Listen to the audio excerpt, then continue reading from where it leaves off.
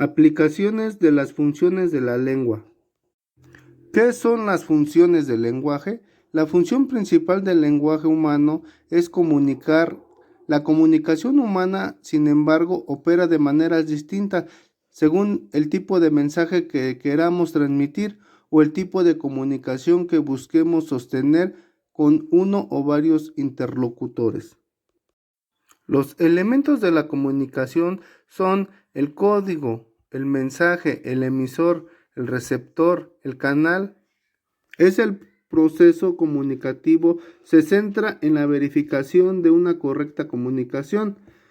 El emisor es una función expresiva. El proceso comunicativo se produce a partir de los sentimientos, estados de ánimo y actitud. El emisor dotado de subjetividad al proceso. El referente es una función referencial representativa. El proceso comunicativo se centra en el referente proporcionado por el mensaje. La función referencial o informativa consiste en la transmisión de un contenido intelectual de los objetos y de sus relaciones dentro de un contexto. Con esta función se asigna un significado y un sentido al mensaje y el lenguaje cumple con el papel de procesar la información acerca de la realidad. Un claro ejemplo lo encontramos en las noticias que recibimos a través de los diferentes medios de comunicación, ya que éstas están sustentadas en hechos reales. Función sintomática o emotiva se refiere al sello personal de cada ser humano, le da a lo que está diciendo, es decir, la relación que el emisor establece con el mensaje. Esta función transmite los estados anímicos del hablante o emisor. Se caracteriza principalmente por el tono de voz, el uso de frases y palabras que detonen tristeza, alegría, ansiedad. La función apelativa se orienta hacia el tipo de relación que el emisor pretende establecer con un receptor a través del mensaje. El emisor pretende influir en un receptor. Esta función predomina en los mensajes cuyo principal fin es convencer o persuadir al receptor. Suele darse de una manera coloquial y predomina en propaganda política y la publicidad, ya que pretende que el receptor tenga una relación ante el mensaje, ya sea algo o deje de hacer. Dentro de la seguridad pública se recurre a esta función ya que requiere a través del diálogo las personas denuncien o apoyen para tratar de evitar un delito.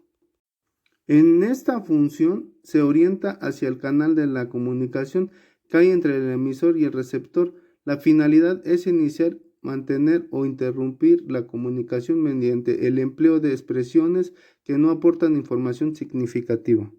La función metalingüística es característica de la lengua y consiste en la capacidad inminente de poder ser explicada con términos de la propia lengua, siendo esta el referente. Se presenta cuando el emisor y el receptor verifican si utilizan el mismo léxico. También se tratan cuando tengan relación con el uso de un código o lengua.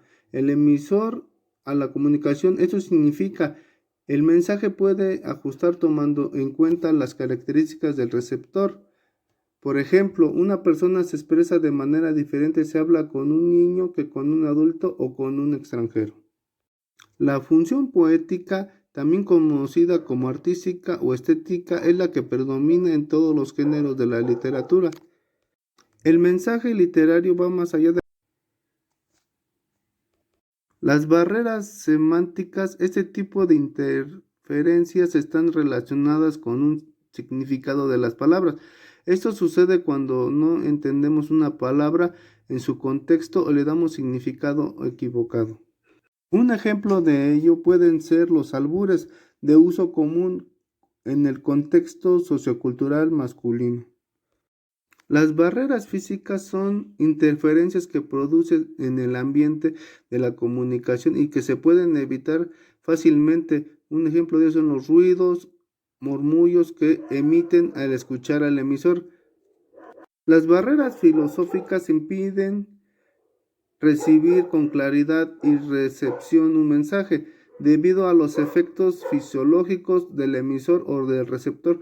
Tales efectos pueden afectar cualquiera de los sentidos. Las barreras psicológicas están relacionadas con limitaciones que nos ponemos, las etiquetas que nos colgamos o la información que escuchamos.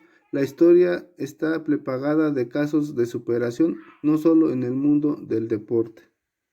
Las barreras ideológicas están vinculadas directamente con el contexto sociocultural de quienes establecen la comunicación.